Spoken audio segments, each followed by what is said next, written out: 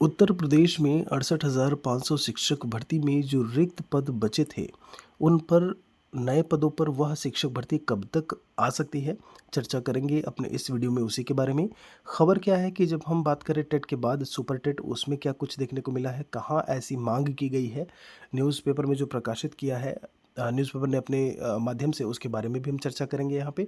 Video में आप अंत तक बने रहिएगा।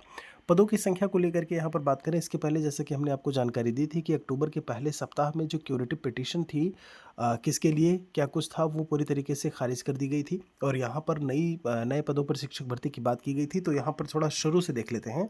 आपको सारी चीज़ें समझ में आ जाएंगी कि एग्जैक्टली 68,000 शिक्षक भर्ती में अब तक हुआ क्या है। आप देखेंगे तो 68,500 शिक्षक भर्ती में रिक्त 27,713 पदों पर चयन की आखिरी अड़चन जो है वह दूर हो गई है। 33-30 कट ऑफ भर्ती की मांग पर शिक्षा मित्र और बीटीसी डीएलएड अभ्यर्थियों की ओर से दायर क्यूरेटिव पिटीशन यानी कि उपचारात्मक याचिका जिसे कहते हैं, को सुप्रीम कोर्ट ने की 5 न्यायाधीशों की पीठ ने 7 अक्टूबर को जो है खारिज कर दिया। आखिर इसमें क्या है, थोड़ा सा आगे बढ़ते हैं।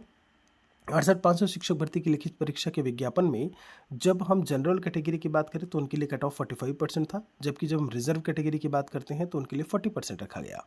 आगे कहते हैं, सरकार ने पात्रता अंकों को कम करके जब हम अनारक्षित वर्ग की बात करें 33% यानी कि 49 अंक, और SC ST वर्ग के लिए 30% यानी कि 45 अंक कर दिया था।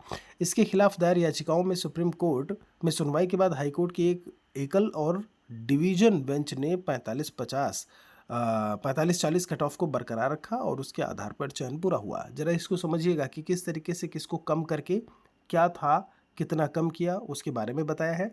आगे कहते हैं कि इलाहाबाद हाईकोर्ट की लखनऊ खंडपीठ ने 33-30 कट ऑफ विवाद को खारिज कर अगस्त 2024 के अंत में बेसिक शिक्षा विभाग को 2 माह में रिक्त 27,713 पदों पर नए सिरे से भर्ती शुरू करने के आदेश दिए थे। इसी बीच शिक्षा मित्र बीटीसी डीएलएड अभ्यर्थियों ने सुप्रीम कोर्ट में याचिका दायर की थी। हाई कोर्ट ने पहले विशेष अनुज्ञा याचिका खारिज कर दी थी। उसके बाद क्यूरेटिव पिटीशन पीठ ने 7 अक्टूबर को खारिज कर दिया गया। वो भी चीज़ जो है यहाँ पर खारिज कर दी गई।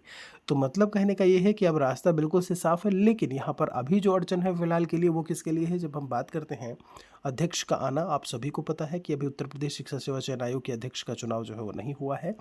यहाँ पर संभवतः, यहाँ पर अगर हम बात करें तो 27-28 यही लास्ट डेट है जहाँ पर एक ऑनलाइन आवेदन करना था कि आप आवेदन कर रहे हैं अध्यक्ष के लिए, और उसके बाद हमने आपको इसके पहले भी जानकारी दी थी कि नवंबर फर्स्ट वीक या सेकंड वीक तक अध्यक्ष जो है वो मिल जाएंगे। यहाँ पर आगे देखेंगे कुछ भर्तियों को भी लेकर के बात की गई है। फिर कहा है टीईटी कराने के बाद प्राथमिक विद्यालयों में भर्ती की जाए। तो ये बात तो बिल्कुल सही है कि पहले यूपी टेट की परीक्षा होगी और उसके बाद ही आपको जो है यहाँ पर सुपर टेट देखने को मिलेगा।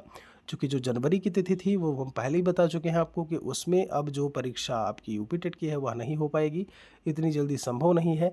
बाकी यहाँ पर सुपर टेट आपको उसके बाद ही देखने को मिलेगा। आप मान के चलिए अपने आप से कि मध्य 2026 तक आपको अच्छे पदों पर, मतलब 27,713 से ज़्यादा ही पद आपको देखने को मिलेंगे उत्तर प्रदेश में प्राथमिक शिक्षक भर्ती के लिए, सहायक अध्यापकों की भर्ती के लिए। बहुत बहुत शुक्रिया आप सभी का।